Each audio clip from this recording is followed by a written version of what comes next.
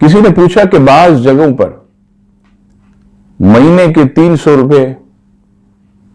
تمام اسٹاف سے لے لیے جاتے ہیں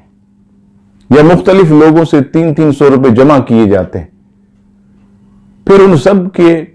نام لکھ کر قرعہ اندازی ہوتی ہے اور اس کے بعد جس کا نام نکلتا ہے اسے بائک دی جاتی ہے، جن کا نام نہیں آتا انہیں کچھ نہیں دیا جاتا۔ یہ اسکیم کیسی ہے؟ جواب سماعت فرمائیے، یہ جو ہر مہینے 300 روپے جمع کرنا یا 500 روپے یا 1000 روپے اور اس کے بعد قرعہ اندازی کے ذریعے بائک یا گاڑی دینا، جس کا نام آئے اسے، اور جس کا نام نہ آئے اسے کچھ بھی نہ ملے، یہ قمار یعنی عزیزان گرامی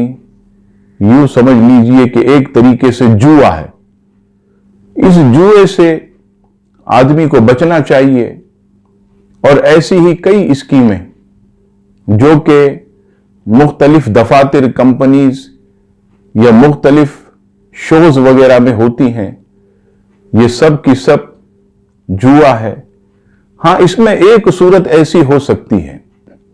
وہ صورت یہ ہے کہ کسی سے کچھ نہ لیا جائے اور کوئی ادارہ، کوئی کمپنی یا کوئی بہت بڑا بیوپاری